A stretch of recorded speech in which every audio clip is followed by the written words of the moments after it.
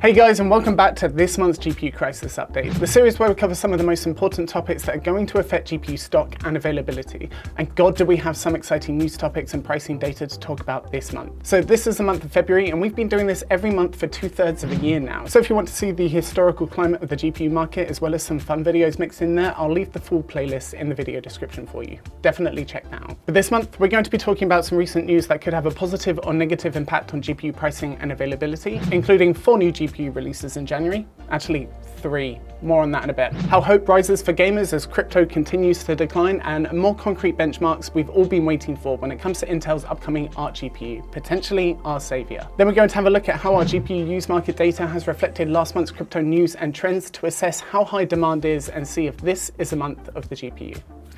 Let me explain. So starting out with a huge news topic, January came with some really interesting and contentious GPU releases, especially when we unpack them in terms of the context of this whole GPU crisis. And I'm briefly going to go over the less important releases and why one of them has been halted before unpacking the most important GPU release this month in greater detail, as one really does stand out to me for a couple key reasons. So GPU release number 1, the RTX 3080 12GB launched on the 11th of January. And I hate this card for a couple reasons. Reason number 1 is this card does nothing to help the current GPU crisis. It uses the same GA102 core that's in the 3080 10GB, the 3080 Ti, and the 3090, while costing significantly more than it should. Without a firm MSRP, we're talking all models more expensive than the 3080 Ti Founders, and some cards being even more than the 3090 Founders Edition. So it seems to be Nvidia's answer to how can we make people pay more for a 3080? And when Steven, the junior technical marketing manager, said, don't we have the 3080 Ti for that? He was slapped in the face and told to deliver that with each 3080 12GB model. The only positive thing about this card is that current scalper pricing is currently not that much higher than the current list price and shows a weak response to this card by both gamers and miners alike. The next GPU release that I want to talk about is the RTX 3050, released on January 7th. With 8GB of memory, it uses the same GA106 core as the RTX 3060 and supposedly slotting in at an MSRP of $249 with high availability at launch. But you guessed it, out of stock immediately, and the cheapest listings on popular US retailers start at nearly $100 more than that, with nearly all models currently out of stock. There were a ton of options on the Newegg Shuffle on the 27th, with a 4-hour entry window, double that of typical days. And I managed to successfully get one. I won this in the Newegg Shuffle, and if you guys want to increase your chances of winning GPUs like this, go check out my recent video, Top 5 Ways to Buy a GPU Right Now. The tips and tricks will help you win the Shuffle too. So now we need to talk about the GPU that was announced and then left for dead. Many of you may remember that Nvidia announced a new gaming flagship at CES in January, the RTX 3090 Ti. The follow-up on that announcement was meant to be later this month. So now it's February, what gives? Well, the short version of the story is there seems to be an issue with the BIOS that needs rectifying before launch. So Nvidia has asked board partners to halt production while they fix the issue. I'm sure this card is only really going to be relevant to the mining community and the few of you that think spending an extra 50% on 3% more performance sounds like a really good idea. But hey, ballers be ballers. But the surprising star this month is actually the RX 6500 XT, released on January 19th. Now I say surprising star not because of its specs or performance, but because of other market factors. And I'll go into that in a bit after breaking down the hardware and explaining why this card is actually a regression in many ways. But this card comes in at an MSRP starting at $199 with real world in-stock listings at about $260, with a great big, potentially unintentional middle finger to miners, while also aggravating the gamers it was designed for. You see, this GPU has been crippled so hard, it's left many people wondering what AMD were even thinking. Let me explain. The RX 6500 XT by model and MSRP is a budget-focused card aimed to disrupt the current market. And of course, with budget models comes budget features. Over the years, we've seen this in various different ways. Typically stuff like a reduced core count, which can run on a less robust power delivery solution, and adjustments to the memory configuration. And at the end of the day, none of that actually matters if the product is a compelling offering in terms of price and real-world performance. So before we talk about the greater impact of this card, we need to highlight key areas the 6500 XT saves a buck. It does have half the amount of compute units, rate accelerators, and infinity cache compared to the 6600 XT. But because it's on the newer TSMC 6nm manufacturing node, that's not particularly comparable information. What is more directly comparable is that the 6500 XT reduces the memory bus to 64-bit, and the bandwidth drops down to 144 GB per second, which is where things start to get a little dicey. On top of that, the 6500 XT only implements 4 GB of video memory, which is both enough for gamers and also definitely not not enough for gamers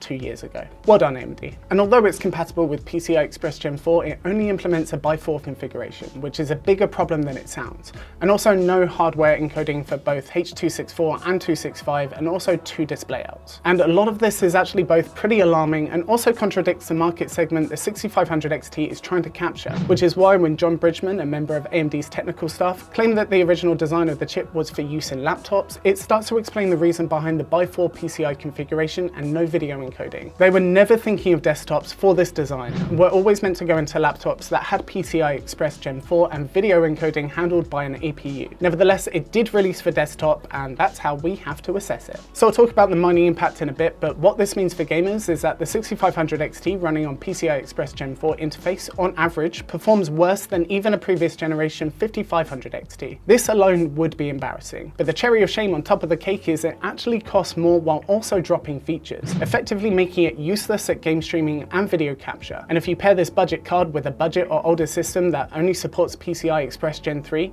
you know, an ideal implementation for a card like this, the Gen 3 by 4 interface drops the performance even further, and it can't even keep up with an RX 570 4GB, a card that launched 5 years ago with an MSRP almost $100 lower than the current cheapest 6500 XT list price. Nevertheless, there's actually a really strong positive side to all of this for PC gamers, and that comes from the card's mining profitability, which is absolutely awful. With a quick profitability check, it would literally take you 3 years to pay off this $260 GPU, fundamentally due to the 4GB memory capacity, which is less than Ethereum's DAG size. Because of this is actually one of the first cards that we've seen in almost 2 years that's had enough stock immediately after launch for you to just go out and buy one.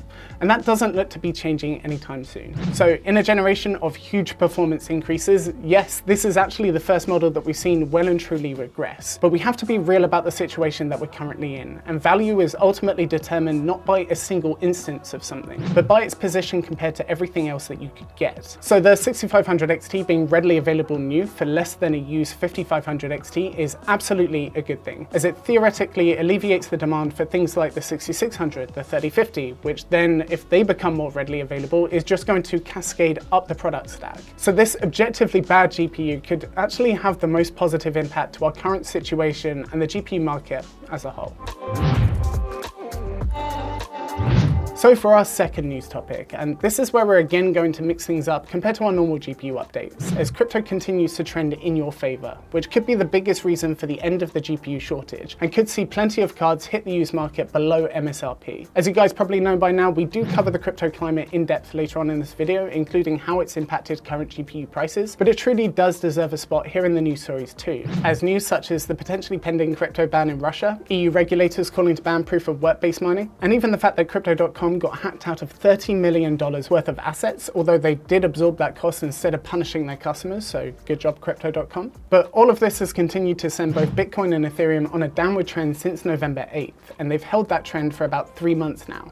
As I mentioned previously, we look at these two coins specifically because Bitcoin is a good indication of how other coins are doing, and the price of Ethereum has the biggest impact on GPU pricing and availability due to mining profitability. And the fact that both coins have been holding a downward trend for so long is great news for gamers shopping used because of lower prices or new because of less competition. So let me show you this downward trend and give you context by answering 3 simple questions.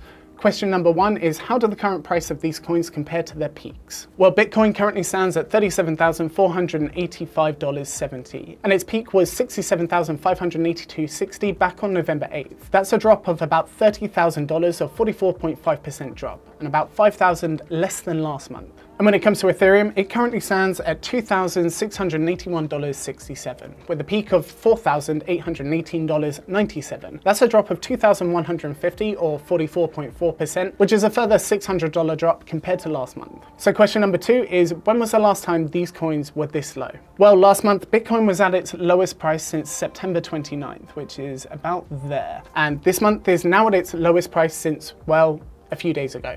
Crypto volatility. But before then, August 9th was the last time Bitcoin was this low. That is 5 months ago. As for Ethereum, last month we saw it at its lowest price since October 1st, and similarly to Bitcoin, this month sees it at its lowest point since August 4th, 5 months ago. And lastly, what were GPU use prices like back then? because remember, this is a good indication of both demand and availability. Well, looking back at the data that we've been gathering, TechSpot recorded an absolute lowest price for a couple of the cards that we've been tracking. For our August update, this would be July's data. We saw an RTX 3090 at $2,599, an RTX 3080 at $1,623, RTX 3070 at $1,075, and an RTX 3060 Ti at $1,012. And back in our August update, we saw in Terra Peak that the RTX 3080 had a 7-day average sale price of $1,631.66 on eBay, with the cheapest one that we could find at $1,400 shipped. So then, the elusive fourth question that this has all been leading up to is, what are GPU prices like now compared to early August when Bitcoin and Ethereum were similarly priced? And we're of course going to be answering that question in a bit when we take a look at our GPU use market data.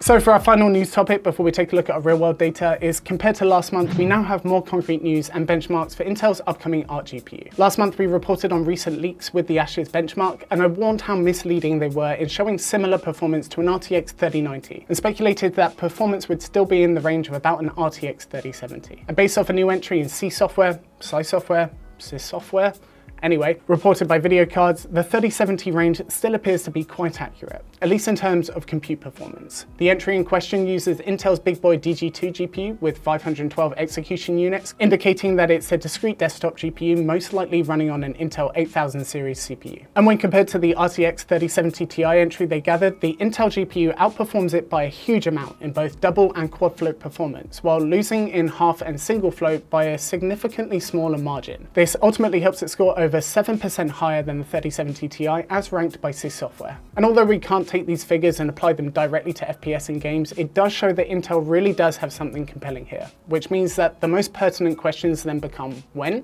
how much, and is there going to be stock?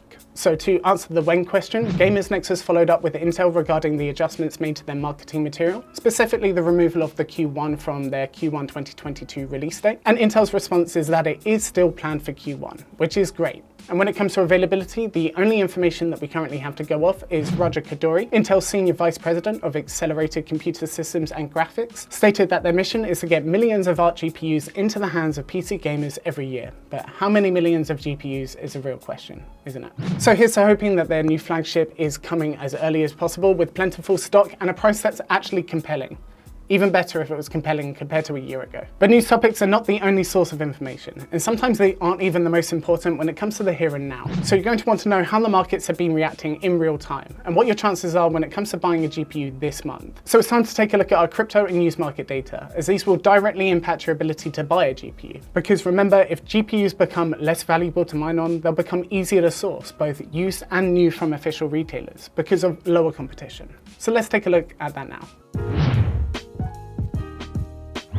So let's start by briefly taking a look at what Bitcoin and Ethereum pricing has been doing over the past month. We did cover this in greater depth in our news topic, so I'll be a bit quicker on this one. But as always, I do trade crypto, which I do think is important if I'm going to talk to you guys about it. But this is in no way financial advice. However, if you did want to get into crypto yourself, there are links in the video description to the exchanges I use, as well as recommended hardware wallets. Go check them out down there. So starting out with Bitcoin, 1 month ago it was at $46,500, and it has plummeted hard. Really hard, about 20% less than what it was, and currently stands at $37,043. And this is great news because altcoins like Ravencoin, like XRP, all of these coins are going to track similarly to Bitcoin, which means that when we take a look at Ethereum, it's dropped hard too. In fact, even harder.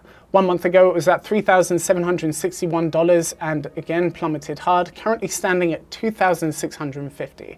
That is a reduction of over $1,000, 28.71%. So the hypothesis is, as Bitcoin and Ethereum pricing goes down, so do the value of GPUs and the interest in GPUs from the mining community, as they become a less profitable asset to mine off. So let's take a look and see if our used market data reflects this. So TechSpot have released their GPU use market data for January, and every month we've been entering this into our spreadsheet right here. And what we have is an overlay of RTX 3090, 3080, 3070 and 3060 Ti against Bitcoin right here in blue, and Ethereum pricing right here in orange. So Bitcoin and Ethereum is pricing on the left-hand side right there. And for GPU used market pricing, that's going to be on the right-hand side. And we've been tracking this every month since April 2021. And what we typically see is that GPU used market pricing is very heavily correlated to crypto pricing. As crypto goes up, it typically takes about a month for the GPU used market data to react, but that will go up. As well as if crypto goes down, so do GPU used market prices. And this month we saw a very healthy reduction in a lot of the cards, with all of these cards being very, very close to the lowest points that we have recorded data for. So then going back to the question that we were asking earlier is, what are GPU used prices like now compared to early August when Bitcoin and Ethereum were similarly priced? So in this spreadsheet, this would actually be July's data, which I think is right here. Yeah, 7th. So for the RTX 3090, it is actually about 1.5% more expensive now compared to back then, which is basically a wash. It's pretty much the same. As for the 3080, a similar story, about 0.6% gain compared to back then. And for the 3070, about 0.2% more expensive now compared to back then. However, for the RTX 3060 Ti, it's about 7.5% lower, which is absolutely fantastic. That's a pretty healthy decrease. And I really do have some great news for you. The RTX 3090 January compared to December, it has dropped by 8%, which is a good, healthy amount. And this goes for all of the GPUs that we've been recording data for. The RTX 3080 has dropped 4%, the RTX 3070 has dropped 2%, the RTX 3060 Ti has dropped 3%. This is fantastic news and makes me really hopeful for the future. But as you guys probably know by now, this is not the only data point that we look at. So what about the free market pricing that we've been tracking for an RTX 3080 on eBay over the past 90 days, 30 days, and 7 days? What has the average sale price been? And I have some exceptionally good news for you. So an RTX 3080 over the past 90 days has actually dropped compared to last month by about $20. It's not a significant drop, but it's definitely a good sign that it is dropping. But it actually gets more relevant the closer that we get to now. So over the past 30 days, we see it drop significantly further, about $150 less than last month. And then when we take a look at 7 days, I told you guys are gonna really, really like this. Compared to last month, it is $400 lower compared to last month. We have never seen a drop like that. We have never seen $400 off for this data point. And if this continues, it is only a good thing for stabilizing the market and making sure that gamers can get their hands on GPUs at a reasonable price.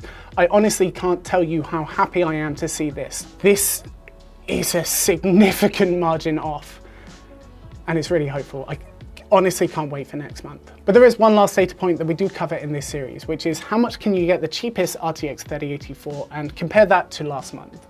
Well, last month, the cheapest was $1,400 with $30 shipping, and this month, the cheapest one, if you account for stupid shipping rates, is $1,295.05. And honestly, this is a really nice card. It does have an AIO attached, which is going to be a limitation for some people, and other people will really like that. But what this means is that an RTX 3080, the cheapest one on eBay, is about $100 less than what you could get it for last month. And that is such good news. That is a big drop, one of the biggest that we have ever seen.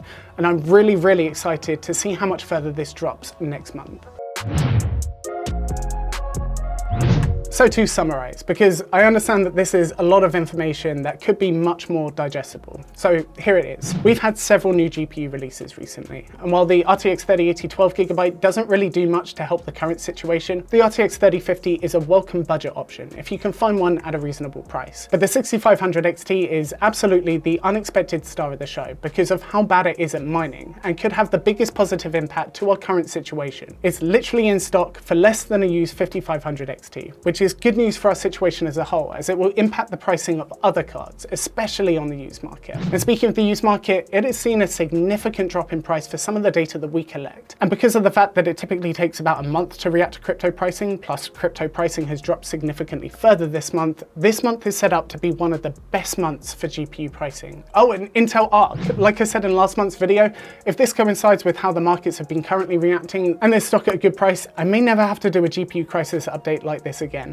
Don't get me wrong, I love that you guys appreciate this, but what I would love even more is for this to all be over. So keep up to date with me. It's going to be a really exciting few months. So thank you very much for watching, and don't forget to check out some other videos on the channel. I'll drop some recents in the comment section for you. And get subscribed, turn on notifications, make sure that you don't miss future TechLens content.